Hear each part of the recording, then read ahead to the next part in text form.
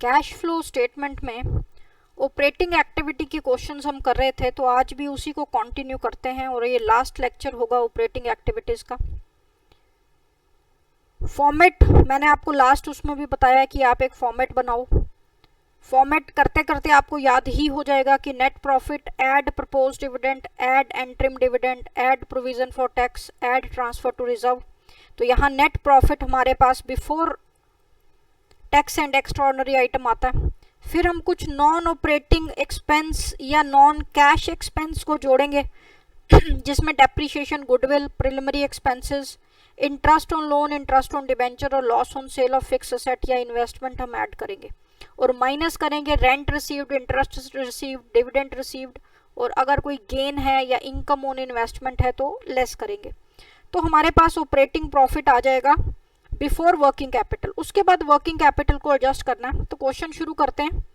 यहाँ पर सबसे पहले प्रॉफिट दिया हुआ है, तो 1 लाख का प्रॉफिट।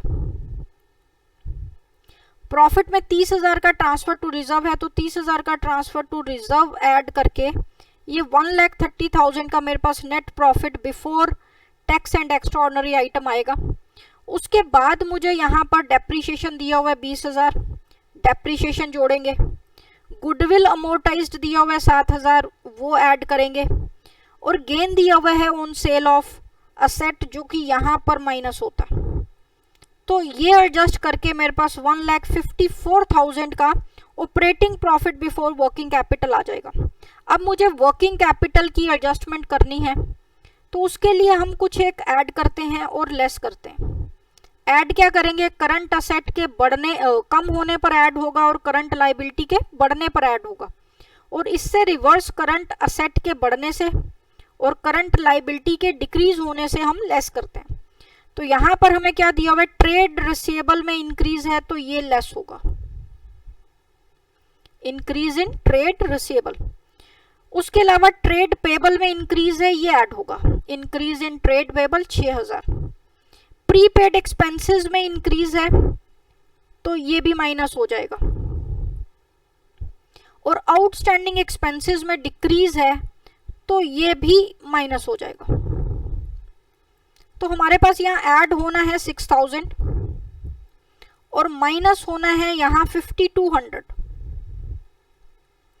तो एडजस्ट करो, 1,52,800 हमारे पास कैश फ्रॉम ऑपरेटिंग एक्टिविटी आ जाएगी। ठीक ऐसे ही नेक्स्ट क्वेश्चन, ये आज वाले लेक्चर में ज्यादातर क्वेश्चन आपके वर्किंग कैपिटल एडजस्टमेंट के हैं, सबसे इजी क्वेश्चन होते हैं ये। तो यहाँ पर भी आपको सरप्लस दिया हुआ है 40,000 और देख के पता चल रहा है यहाँ पर रिसीवेबल, डेटर, पेबल सब कुछ करंट असेट, करंट लायबिलिटी का है, यानी सीधा हमारे पास ये जो 40,000 है ये ऑपरेटिंग प्रॉफिट आ गया। इसके बीच में हमारे पास कुछ भी नहीं था। हमें यहाँ वर्किंग कैपिटल को एडजस्ट करना है, और ये मैं आपको एडवाइस करूंगी कि आप वर्किंग में ही करें। तो सबसे पहले बीआर बढ़ रहा है, इंक्रीज हो रहा है बीआर, तो हम माइनस करेंगे 3,000।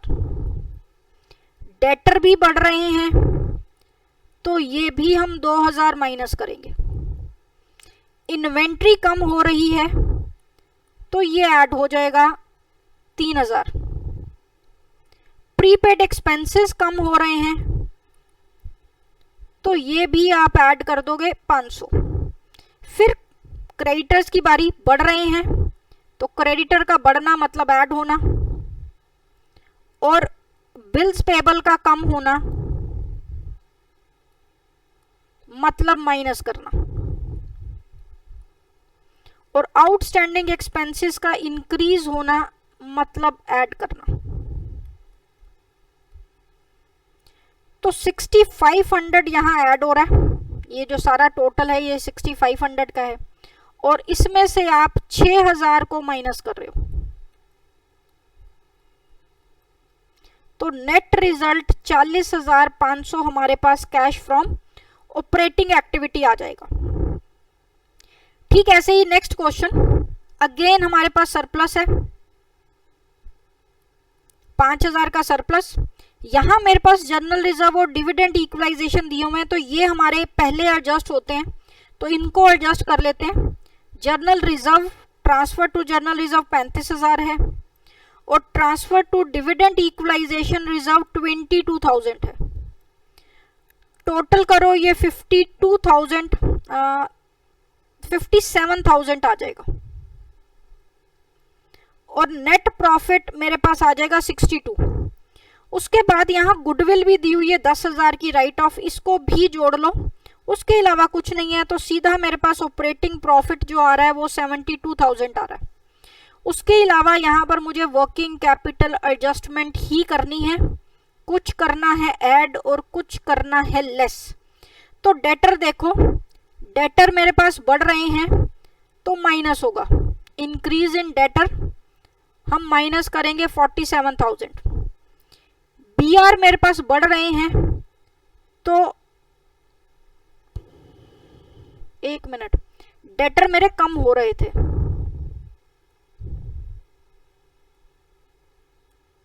रिवर्स कर दिया मैंने, डेटर कम हो रहे हैं तो हम ऐड करेंगे और बीआर बढ़ रहा है तो इसको माइनस करेंगे 41,000, राइट। डेटर और बीआर दोनों हो गए।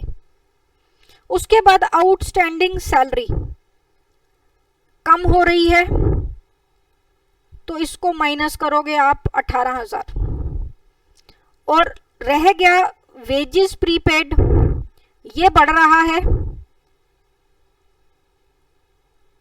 तो इसको भी आप लेस करोगे 2,000।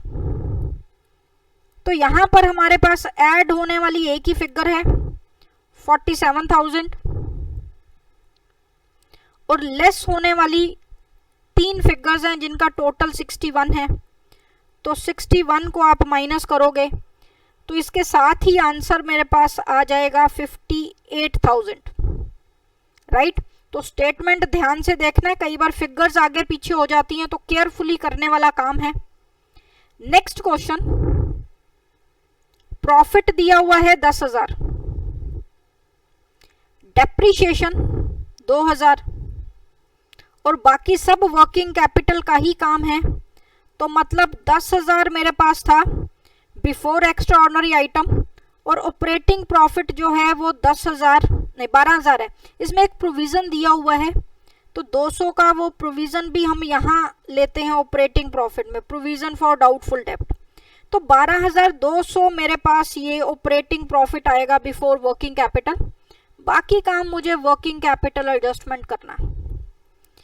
यहाँ पर ये ओपनिंग और ये क्लोजिंग गिवन है तो ट्रेड रिसेबल बढ़ रहे हैं, ट्रेड रिसेबल तो माइनस करेंगे, ट्रेड पेबल बढ़ रहे हैं तो ये ऐड हो जाएगा 2,000। इन्वेंट्री बढ़ रही है तो माइनस कर दो,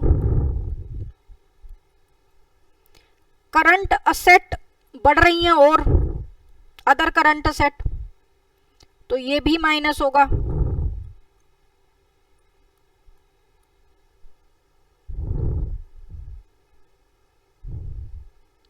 उसके अलावा ट्रेड पेबल हैं, इंक्रीज हो रहे हैं, एक्सपेंसेस पेबल तो ये हम ऐड करेंगे 500। प्रीपेड एक्सपेंसेस कम हो रहे हैं, इनको भी ऐड करेंगे। एक्रूड इनकम बढ़ रही है, इसको माइनस करेंगे 1000 और ऐसे ही इनकम रिसीव्ड इन एडवांस कम हो रही है तो ये भी एक लायबिलिटी है, कम हो रही है तो इसको भी हम माइनस करेंगे। तो ऐड करने वाला काम है 3500 का और माइनस जो होगा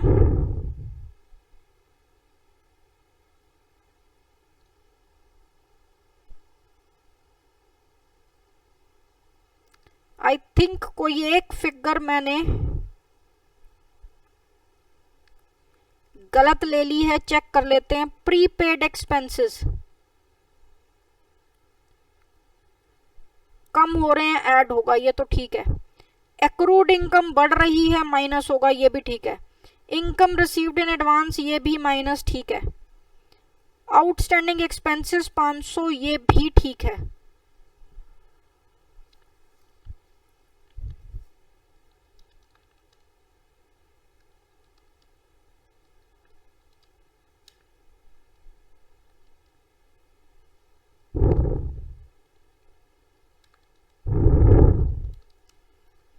$7,700 ये हमारे पास आ जाएगा, राइट। ठीक है, कोई मिस्टेक नहीं है, मैंने चेक कर ली है। तो कैलकुलेशन आपको ध्यान से जरूर करनी है। नेक्स्ट क्वेश्चन, ये अब लास्ट क्वेश्चन है इस टॉपिक का। यहाँ हमारे पास इनकम स्टेटमेंट दिया हुआ है, तो पूरा फॉर्मेट यहाँ यूज होने वाला है। सबसे पहले प्रॉफिट, तो प्रॉफिट हमने लिख लिया 43,750।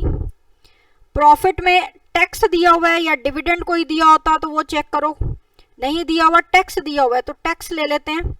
और एक ही फिगर है टैक्स की, तो यही मेड और यही हम पेड लेंगे, यानी ऊपर ऐड होगी और नीचे माइनस होगी। तो ये पेड एंड मेड सेम है। अब यहीं आप रिवर्स करो, ये डेप्रिसिएशन दिया हुआ है 15,000, तो यहां हमने लिख लिया डेप्रिसिएशन। उसके अलावा कोई ऐसी आइटम नहीं है जो फॉर्मेट में यूज होनी है। नोट्स पे आ जाते हैं। नोट्स में हमें ये अदर इनकम में ये तीनों इनकम्स जो हैं ये हमारी माइनस होनी होती हैं। जैसे रेंट, ये रेंट दिया हुआ है 15,000, गेन दिया हुआ है 2500 और 2000 हमें इंटरेस्ट रिसीव्ड दिया हुआ है। ये तीनों फिगर्स हमारी माइनस होंगी। अब अदर एक्सपेंसेस में ये लॉस है, ये लॉस यहां ऐड होना होता है। तो यहां तक अगर हम एडजस्ट करें,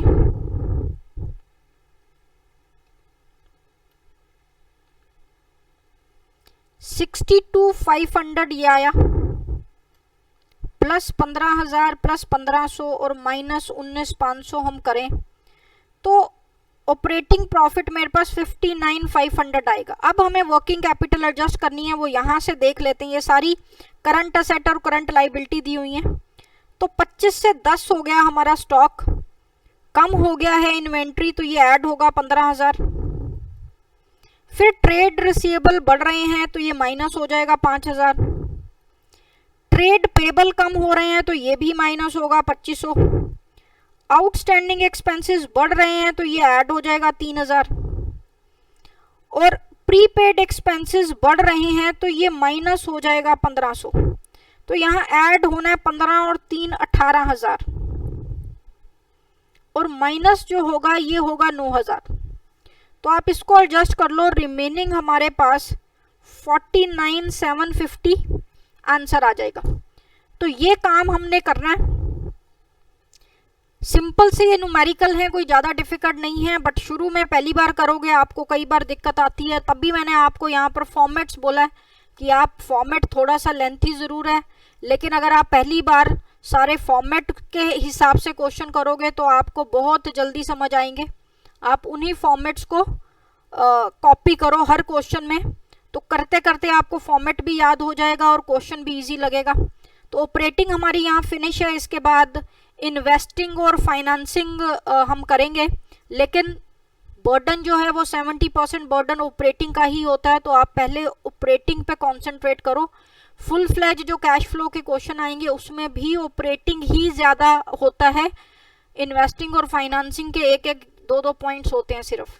तो आप यहाँ तक कंप्लीट करो, अच्छे से ब्रश अप करो, उसके बाद फिर हम इन्वेस्टिंग और फाइनेंसिंग शुरू करेंगे। तो आज का लेक्चर इतना ही। नेक्स्ट